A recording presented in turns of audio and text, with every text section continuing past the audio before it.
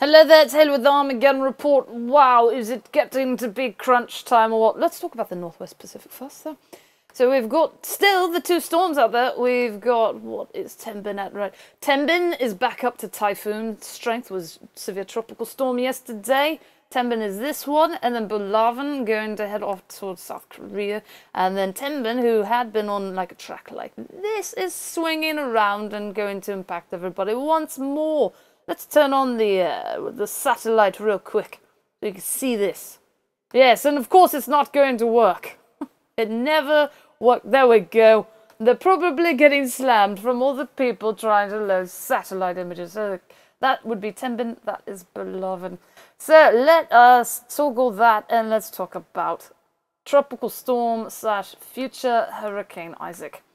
So, well, let's talk about the easy stuff first. So, 20% chance out there, the remnants of Joyce, 10% chance there, and then 30% chance with that one. And that one, the spaghetti models kind of look like the way that Joyce is going. So, potentially not a threat to land with that one. But, however, this is like way far out to talk about that.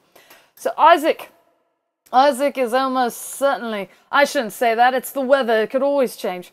But Isaac is most likely going to impact Florida and up here as well. So Key West is down there. So going to be making a landfall and then a second landfall down there. And apparently we'll be hitting Key West as a Category 1 hurricane. And now the NHC forecast is putting Isaac at Category 2 hurricane status. So to talk briefly, here is a new feature. So there's now the National Weather Service local hurricane statements. So this is the headline pulled out of all of them, and if you click on one, you can get to read the whole thing. So my next project is going to be taking this wall of text and making it all easier to read, because this is just a huge block of capital letters, and hopefully we can put something to make it, easier to scan with your eyes. So yes, Isaac, stuff is going on. Yes, things are going on. Is it true? We go to Isaac. That's another new thing. I think I did that yesterday, where that takes you direct to the storm tracker pages. So let's look at the watches and warnings map. So we've got, what's this? Blue, I think, is tropical storm warning, yes. And then we have hurricane warnings in effect. I believe this is a hurricane watch, yes. So hurricane watch out there for the Bahamas, and then parts of Florida in a hurricane warning right now.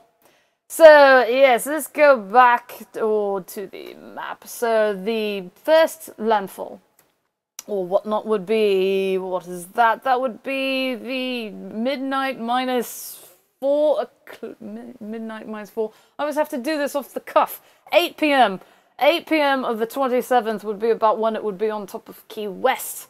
And then approximately, let's see, that would be the 28th. That would be, what, 8 o'clock in the morning? So making landfall on the 28th again, or approximately, I don't know. So obviously it's something to keep an eye on. Hey, there's a satellite loop. And how about that? It doesn't even have like the classic eye shape. But it's a really freaky situation. So yes, that's what's going on in the land of that. I think the spaghetti models are pretty much all saying, hey, it's definitely going to hit the United States. In fact, the farthest east spaghetti model has it booking right through Florida. So there's almost assuredly going to be United States impacts with this one. Active weather hazards. So this, of course, is all related to Isaac down there. And then we've got red flag warnings. That would be where fire weather is favorable. This is most likely air quality alert for various reasons. So yes. And then we've got lots of severe thunderstorm impacts, mostly related to Isaac once more. So just today, 5%, 5%, and 5%. And apparently they're now, if it's a 5% chance of a tornado, they're issuing slight risks.